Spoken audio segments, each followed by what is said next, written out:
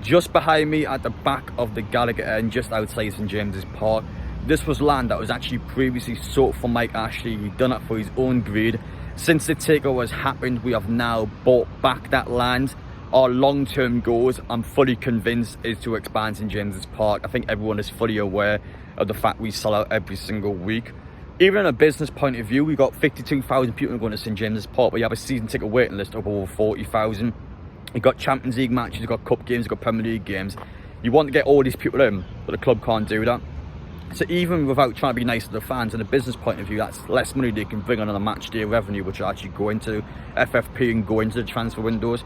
So on a long-term basis, I definitely do think they will expand St James's Park. It's to be quite a long time, to be honest, but on a short-term basis, that's why you're all watching this video.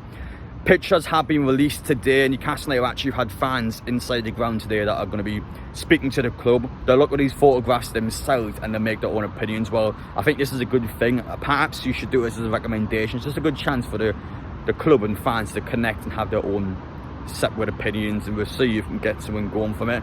But that's just the fan communication I think people have always been asking for. The lack of communication we got under the previous ownership, I mean, let's face it, we all know how bad it was. So it's good to be a Newcastle fan now, shall we say. It's good to be in this position. But I just want to start things off from my point of view. If you guys are new around here and you like what you're watching, make sure you get down here, hit that subscribe button. We are going to Italy on Sunday. We'll have videos planned throughout the week. Exciting times. Our first Champions League match is next Tuesday. We're actually playing in the Champions League. It's the biggest competition out there. It's going to hit next Tuesday. We're actually playing amongst the best teams in world football. I can't wait for it. But yeah, if you like the video, make sure to smash the like button. And finally from me, let me know your thoughts down in the comments section about your opinions on the pictures I'm going to show shortly. Do you have any personal changes you would make? I want to start things off my own bit of research and my own chance to actually see what some fan zones are like. So just behind me is actually the land where we plan on putting the new fan zone in. It needs approval from the council. The club has all these ideas, but nothing's actually been approved yet, which is why nothing's been done on that land. Once the council says yes, you can do this, they'll start building straight away. The plan is that it's supposed to come in towards the end of the year, but that's subject to change. I mean, judging from what I can see behind me, I definitely would take it with a pinch of salt. If this is going to come in before the end of the year, I'll be shocked because I haven't even started to build the bloody thing yet. So my honest guess would probably be, I don't know, maybe February time. We'll just have to see. It just depends when the council says yes. The council have to propose all these ideas. The council has to let them come back and go, actually, well, we think you can build this, we want you to build this. It's going to take a long process, but Newcastle have partnered up with Stack, who we all know has done this sort of thing before. Started got an indoor building. It's actually quite nice. It's a real good atmosphere, places where you can eat and drink. It's something that's going to be on throughout the entire week, not just a match day. 7 days a week that'll be open. And I want to compare this to the box part on Wembley, because this is one I've actually been to before for the cup final and also just a couple of weeks ago. So this box park, you go in there, you got continental foods from across the globe. You can sit there, you got drinks you can have as well. We've actually got like little membership programs in there, which you might do a similar thing here. So let's say you buy a certain amount of food or a certain amount of drink from there, you get like little loyalty points essentially, so you can actually come back in and save money. It's a good incentive to get people in there on a daily basis.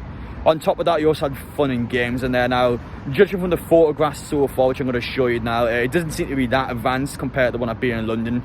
Obviously, it's going to be a lot smaller. The land isn't that big behind me, but it's definitely going to be I mean, it looks good. I think it looks like a real good atmosphere. It'd be great to see thousands of Newcastle fans in there cheering for the game. Now, the stage I thought was probably the most interesting part. Now, you can see up there as a musician put in. Now, Newcastle are going to use that stage for their own purposes. Maybe on a match, you might have a club legend in there beforehand, talking before the game. I know, for example, in Shiva's bar, sometimes they have a club legend before the game. And obviously, Shiva's bar is not really a great place to do an event like that. So something like that, fans are behind me, is a good opportunity where you can speak to former players. You can see them on stage, bigging up a match. You can go in there, speak to fans beforehand. A real great chance to interact with each other and enjoy yourselves. And during the week as well, Newcastle will use this to their own benefit. Darren Eales, on a season basis, he speaks to fan groups, he speaks to Newcastle fans. He'll have a couple meetings inside there. I'm sure it's a great opportunity for the club to connect to some people in there. Who knows, on a content creator side of things, maybe they might do something there as well of us. But I think the point we want to make is that it's going to be used every day of the week. It's going to be something that's going to be highly beneficial to Newcastle fans. There's a place where you can go, you see Newcastle banners everywhere, Newcastle scores. It's going to be quite nice. It's being in there, I think, and just enjoying it.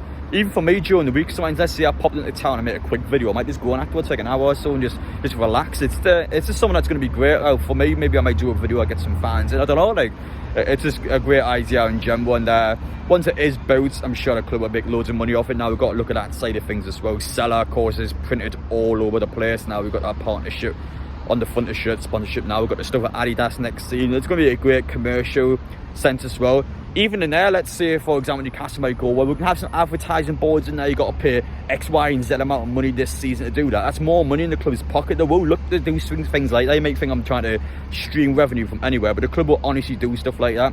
Let's say a business in the North East wants to get some promotion. They'll probably will do something in there where they charge you a set amount of money and they'll post it on for a week or so.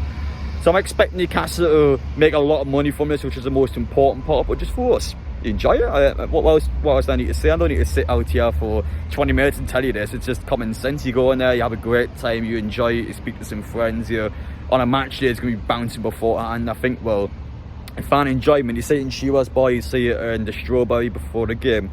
Just get yourself in, drink some beer, speak to your mates, and just have a good time. That's just the good thing about it. But honestly, from the photographs that I've seen, it is quite similar to Box Park Wembley, and I like that a lot. I do honestly like that.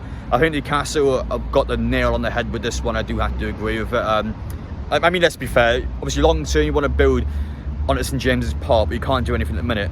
Do something with the land while you have it. Like, you're going to buy the land, but you're going to do something with it. So I think it's smart from the club. They clearly looked and went, well, long term, it's going to take quite a while until we can expand St James's Park. Let's do something with it now, and that's exactly what they are going to do. So for me, I just wanted to kind of come across this video and let you know that photographs have been released by the club, that have been seen by journalists, and have been put across on social media. Those are the first concept design pictures of what this fan zone will look like. They are official, and I'm excited to see where this goes. In my personal opinion, I like what I've seen. I do. I mean, if I guess I've had any preferences with the club, I'll probably tell them myself, but honestly, I'm quite happy with what I've seen. I think for fans it's great. It's going to be great for the club in a business sense, and also for fan enjoyment. I mean, we are going to enjoy it. It's going to be, I guess, ours to go into. It's going to be nice during the week as well. I like the fact that it's open every single day. Even for a women's match, for example, obviously the girls play at St James's Park twice a season. Get yourself in there beforehand for a decent amount of time. Just interact with fans. It's a good opportunity for fans that are maybe across the world, don't particularly have many mates in Newcastle. You can just go in there and say hello to some people. So for me, I think it's a thumbs up all around. I'm honestly happy with it. That's my honest take on it.